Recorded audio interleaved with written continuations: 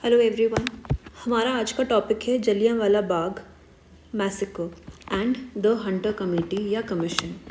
हमने कल बात की थी कि रॉलेट एक्ट के विरुद्ध गांधी जी ने 6 अप्रैल 1919 को सत्याग्रह लॉन्च करने का डिसीजन जो था वो लिया था। ये सत्याग्रह पूरे देश भर में होने वाला था।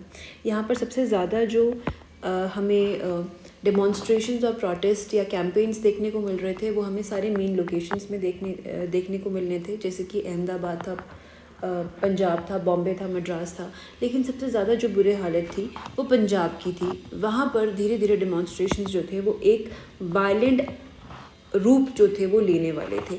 तो ऐसा क्या था वहाँ पर, ये रीजंस भी हमने कल उनके बारे में बात की थी कि जैसे कि वहाँ पर फोर्सफुल रिक्रूटमेंट्स किए जा रहे थे आर्मी के अंदर, या फिर वहाँ पर फमीन्स थे, या फिर ड्राउट्स थे, बीमारियाँ फैल रही थी, या फिर एक जो रूथलेस बिहेवियर था सरकार का वो हमेशा से ही पंजाब ने विटनेस किया था। तो अब ये था कि जलियांवाला मैसेकर ऐसा क्या हुआ कि एक अच्छा खासा शांतिपूर्ण सत्याग्रह एक इतना बड़ा एक्सप्लोसिव इंसिडेंट बन जाएगा कि आज तक और जब तक भारत की आज़ादी के बारे में हम बात करेंगे तब तक इस मैसेकर को लोग याद रखेंगे और इसे कोसेंगे।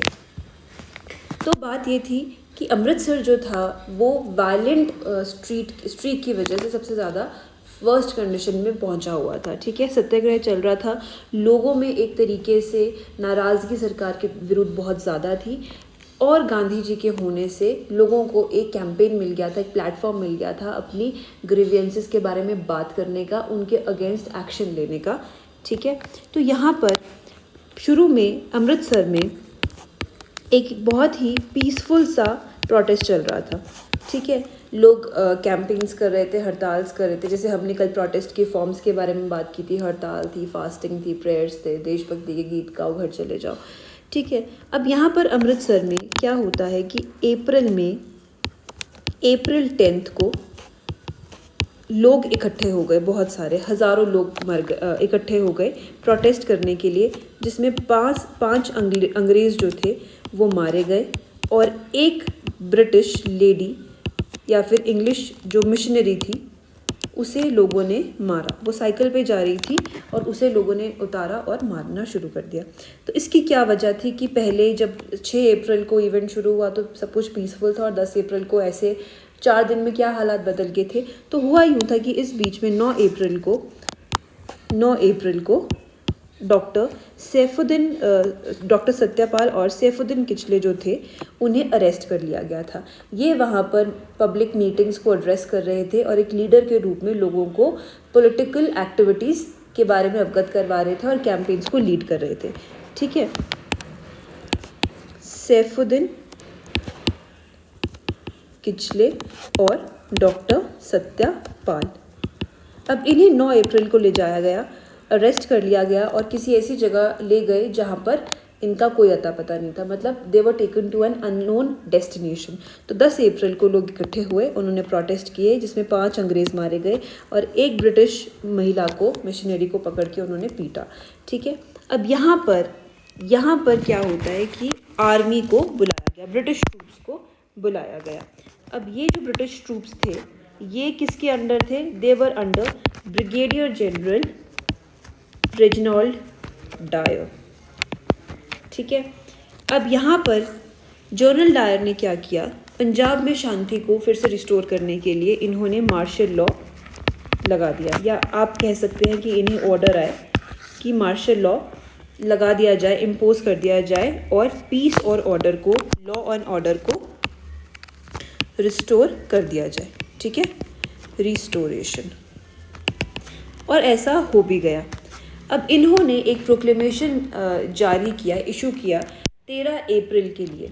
ठीक है, क्योंकि इन्हें पता था कि बैसाखी का त्यौहार है, तो जो सिख कम्युनिटी के जो लोग थे, अमृतसर के जो लोग थे, वो बैसाखी के लिए इकट्ठे होने वाले थे। तो इन्होंने उससे पहले ही एक प्रोक्लेमेशन इशू किया और इन्होंने कहा कि कोई भी शहर जो है अमृतसर नहीं छोड़ेगा बिना एक प्रॉपर लाइसेंस या परमिट के।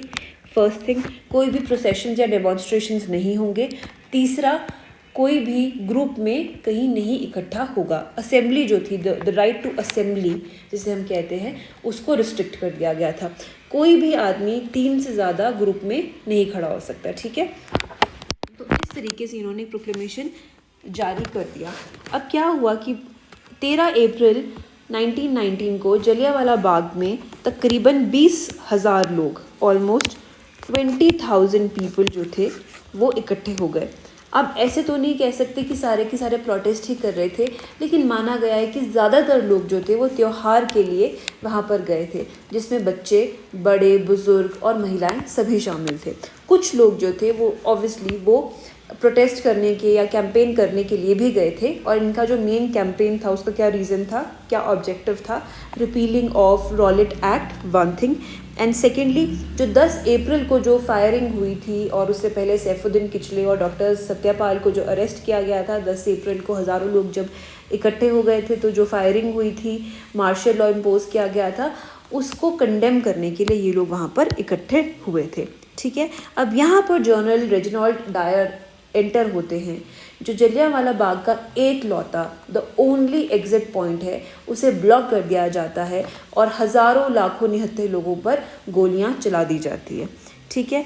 अब यहाँ पे ब्रिटिश सरकार ने जो बताया है उसमें उन्होंने कहा कि 379 जो लोग थे वो मारे गए, ठीक है, और कहा कि 1100 लोग जो हैं वो चोट खाई हुई है, उन्होंने, दे आर वुंडेड, ठीक है। लेकिन यहाँ पर आईएनसी ने कहा कि ऐसा कुछ नहीं है, तकरीबन 1500 लोग जो थे वो घायल हुए थे और तकरीबन हज़ारों में जो लोग थे वो मारे गए, 1000 से ऊपर लोग मारे गए। जो बुलेट्स मिली, तकरीबन कहा गया कि 1650 के आसपास जो बुलेट्स हैं वो फायर की गई हैं, ठीक है। अब इसकी वजह से पूरे देश में हड़कंप मच गया, पूरे देश में हाहाकार मच गई। इस बीच रविंद्रनाथ टैगोर जी ने अपना नाइटहुड रिनाउंस कर दिया, उन्हें नाइटहुड मिला था उसे उन्होंने वापस कर दिया। गांधी जी को फर्स्ट वर्ल्ड वॉर के बाद उन्होंने वो ब्रिटिश की हेल्प के लिए कुछ सेवा की थी बोर वॉर्स के टाइम पर, तो उन्हें केसर हिंद मिला था, उन्होंने उसे रिनाउंस कर दिया। तो इस तरीके से सत्याग्रह जो था फाइनली इन दोनों ने जब अपने अपने जो ऑनर्स थे उसे रिनाउंस करने के बाद सत्याग्रह को विड्रॉ कर लिया। सत्याग्रह was withdrew on 18th April 1919। इस डेट को आप प्रीलिम्स के हिसाब से याद रख सकते हैं, ठीक है। आप ये भी याद रख सकते हैं कि रविंद्रनाथ टैगोर ने नाइटहुड किस मैसेकर को कंडेम करने के लिए रिनाउंस किया था, या गांधी जी ने क्यों किया, तो उसका भी आप यहाँ पर प्रीलिम्स में पॉइंट ध्यान रख सकते हैं। अब यहाँ पर लोगों ने निंदा की और कहा कि जनरल डायर ने जो ब्रिटिश का जो डाउनफॉल है उसे अश्योर कर दिया है कि अब ब्रिटिश के डाउनफॉल को और ब्रिटिश एम्पायर की जो एक तरीके से सुप्रीमेसी चल रही है, रूलिंग चल रही है, इंपीरियल पावर अथॉरिटी जो चल रही है, उसे अब ख़त्म करने से कोई नहीं रोक सकता। यहाँ पर गांधी जी ने अपना जो न्यूज़पेपर है यंग इंडिया में एक लाइन मेंशन किया, आर्टिकल लिखा, और जहाँ पे लिखा था no government deserves respect which holds cheap the liberty of its subjects. तो अगर प्रीलिम्स में कभी क्वेश्चन आता है तो आपको याद रखना है कि ये लाइन गांधी जी ने यंग इंडिया में पब्लिश की थी by it was published by Gandhi ji on the event of Jallianwala Bagh massacre, ठीक है। अब यहाँ पर आपने अगर उधम सिंह मूवी देखी है तो आपको पता होगा कि उधम सिंह ने 1940 में ही असैसिनेटेड माइकल ओ डायर, जो कि उस समय भारत के लेफ्टिनेंट गवर्नर थे। इन्होंने ही इस ब्रूटल इवेंट को प्रिसाइड किया था, and he ordered whatever was done was on his command. He ordered lieutenant general Reginald Dyer, ठीक है। अब यहाँ पर उधम सिंह जी को 1940 में फांसी दे दी गई थी और 1974 में इनके जो एशेस थे वो हिंदुस्तान वापस लाए गए थे, ठीक है। और इन्होंने अपना जो एक नाम था, ठीक है, वो इन्होंने लिया था राम मोहम्मद सिंह आज़ाद, ठीक है। तो this name should also be remembered.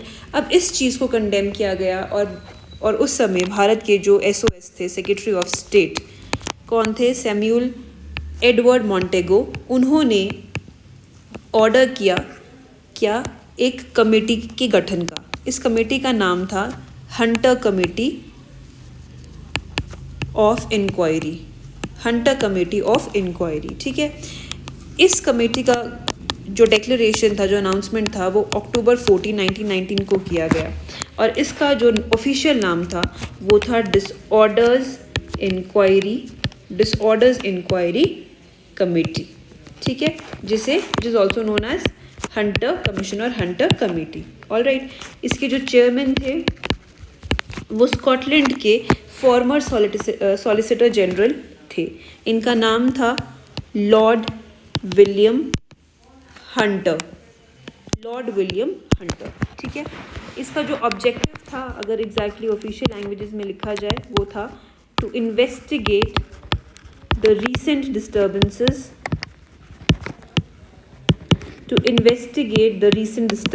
In Bombay, Delhi and Punjab about their causes and the measures taken to cope with them. All right, अब यहाँ पर इस कमेटी में 3 इंडियन मेंबर्स भी थे। Very very important, 3 Indian members of Hunter commission. इनके नाम क्या क्या थे? इनके नाम थे, सबसे पहले थे हमारे चिमन लाल हरीलाल सीतलवाड़।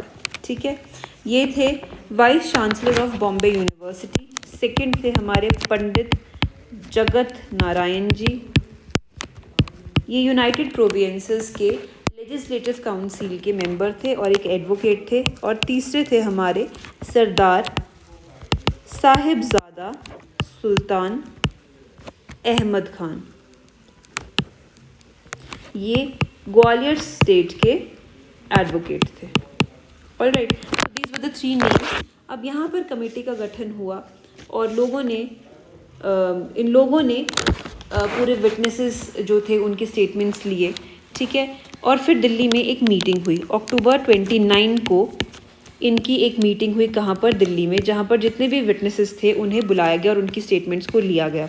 उसके बाद नवंबर में ये कमेटी पहुँची लाहौर पहुँची और अमृतसर के जो प्राइम विटनेसेस थे उनका इन्होंने स्टेटमेंट लिया और वहीं पर इन्होंने नवंबर में ही इन्होंने हमारे जो डायर हैं, जिन्होंने इस पूरे इवेंट के जो रिस्पॉन्सिबल हैं, उन्हें बुलाया। ठीक है, रेनॉल्ड डायर को बुलाया गया और उनसे उनकी स्टेटमेंट ली गई। तो इन्होंने बेचारों ने बड़े प्यार से बोल दिया कि देखिए, मैं कर रहा था अपनी ड्यूटी, मुझे कहा था मार्शल लॉ इम्प्लीमेंट करो, इम्पोज करो, मैंने कर दिया। मुझे कहा अपनी ड्यूटी करो, मैंने कर दिया। और तीसरी चीज़ ये कि मुझे कहा कि पंजाब में जो रेबल्स हैं उन्हें डराओ धमकाओ, एक तरीके से एक ऐसा एग्जाम्पल सेट करो जिससे कि वो बेचारे डर जाएं और फिर से ऐसा कोई काम ना हो पाए। तो मैंने वो कर दिया। इन्होंने साथ में ये भी कहा कि मैं ऐसा भी कर सकता था कि लोगों को आसानी से जाने देता, लेकिन वो लोग फिर से वापस आते और मुझ पर हंसते और मैं अपने आप को एक बेवकूफ़ समझता, या मैं अपनी बेवकूफ़ी जो थी या अपना उल्लू जो था खुद साधा करता। तो इस तरीके से इन्होंने कहा कि मैंने अपना सिर्फ काम किया और अपना एक तरीके से अपनी स्टेटमेंट जो थी इन्होंने दे दी। अब हंटर कमीशन की जो रिपोर्ट थी, the report was made public in March 1920। ठीक है, रिपोर्ट में क्लियरली लिखा गया कि हाँ, इन्होंने गलत किया। The actions of General Dyer were condemned. ठीक है, इन पर लेकिन कोई भी there was no imposition of any kind of punishment और एनी क्रिमिनल और एंटी डिसिप्लिनरी क्राइम का कोई भी इनके ऊपर कोई एक्शन नहीं लिया गया, कोई पीनल ट्रायल नहीं हुआ, कुछ भी इनके ऊपर इम्प्लीमेंट नहीं कर दिया गया और इनको भेज दिया कहाँ? Army council. क्यों? क्योंकि ये आर्मी के थे, मिलिट्री थे, तो इन्हें आर्मी काउंसिल भेज दिया गया और आर्मी काउंसिल में इनके ऊपर केस चलाया गया। लेकिन वहाँ पर भी इनके ऊपर कुछ सच जो था वो एक्शन नहीं लिया गया। इन बिटवीन यहाँ पे ब्रिटिश सरकार ने अपने ऑफिसर्स की प्रोटेक्शन के लिए एक एक्ट को पास करा जिसका नाम था इंडेमनिटी एक्ट। इंडेमनिटी एक्ट, इसे पास कर दिया गया, ठीक है। और इसे वाइट वॉशिंग बिल कहा गया, मतलब क्रिटिसिज्म में क्रिटिक बन के इसे कहा गया कि एक तरीके से ये वाइट वॉशिंग बिल है, ठीक है। And it was harshly criticised by Pandit Motilal Nehru, ठीक है। अब यहाँ पर ये रिपोर्ट जब इंग्लैंड भेजी गई तो उस समय जो secretary of state for Wars थे जिनका नाम था विंस्टन चर्चिल। अब ये बिल्कुल, इन्हें हिंदुस्तान बिल्कुल पसंद नहीं, इन्हें इंडियन से सख्त नफरत है, बट क्योंकि ऑब्वियसली एक इनह्यूमन एक्टिविटी हुई थी तो इन्होंने कंडेम किया इस एक्शन को। लेकिन साथ में इन्होंने ये कहा कि जनरल डायर को उनकी ड्यूटीज़ से ऑफ कर देना चाहिए, डिसमिस कर देना चाहिए, और ऐसा डिसीजन, ऐसा सुझाव इन्होंने आर्मी काउंसिल को भेज दिया। लेकिन वहाँ पर भी उनके ऊपर, जनरल डायर के ऊपर कोई भी मेजर एक्टिविटी, कोई पीनल ट्राइंग, कुछ भी नहीं हुआ। उन्हें उनकी ड्यूटीज़ से डिसमिस कर दिया गया, उन्हें इंग्लैंड वापस बुला लिया गया, ठीक है। और साथ में उन्हें आधी पे दी गई और उनके जो आर्मी के जो नॉर्मल रेम्यूनरेशन और पेंशन्स थे वो उन्हें दे दिए गए, ठीक है। लेकिन साथ में ही यहाँ पर हमारे जो लंदन के या इंग्लैंड के जो हाउस ऑफ लॉर्ड्स है, ठीक है। हाउस ऑफ लॉर्ड्स मतलब जो पार्लियामेंट, जो बाई कैमरल सिस्टम है वहाँ का, वहाँ पर जो अपर हाउस है, हाउस ऑफ लॉर्ड्स, उन्होंने जनरल डायर के साथ बहुत ही ज़्यादा सिंपैथी जताई, ठीक है। और साथ में उनके लिए एक चैरिटी या एक फ़ंड रेस करना भी शुरू किया और तकरीबन 26,000 पाउंड जो थे वो उनके लिए रेस किए गए। और इसमें एक बहुत ही जो मेजर कंट्रीब्यूटर थे वो थे रुडयार्ड किपलिंग्स।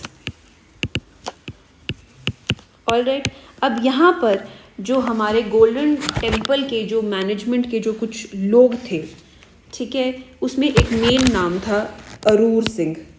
अरूर सिंह एक क्लर्जी थे, क्लर्जी मतलब प्रीस्ट या फिर जो मेन संत होते हैं, क्लर्जी ऑफ गोल्डन टेम्पल। इन्होंने बेचारे जनरल डायर को एक मजबूर इंसान समझा और उन्हें एक ऑनर दिया और उन्हें ही declared him a Sikh.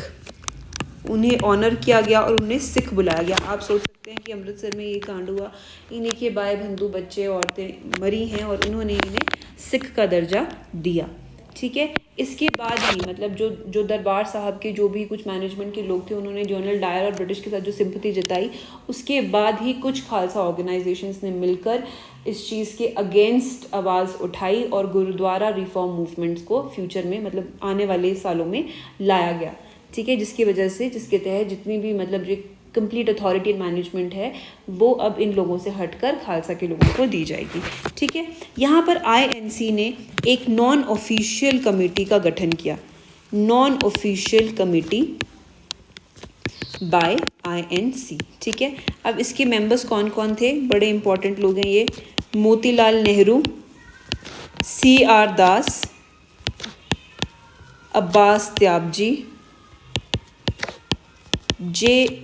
MR Jayakar and Mahatma Gandhi. ये लोग इकट्ठे मिलकर इन्होंने इस कमेटी का गठन किया और इन्होंने कहा कि डेफिनेटली ऑब्वियसली इन्होंने भी कंडेम किया इस इवेंट को और साथ में ये कहा कि सरकार इस चीज़ का तो हमें कोई जस्टिफिकेशन दे ही नहीं रही है कि पंजाब में मार्शल लॉ आखिर लगाया क्यों गया था, ठीक है। तो यहाँ पर आपका जो ये चैप्टर है वो ख़त्म होता है। In the next lecture we are going to discuss about the Khilafat movement and non cooperation movement by Gandhi, ठीक है। तो आज का लेक्चर यहीं तक था। Thank you so much.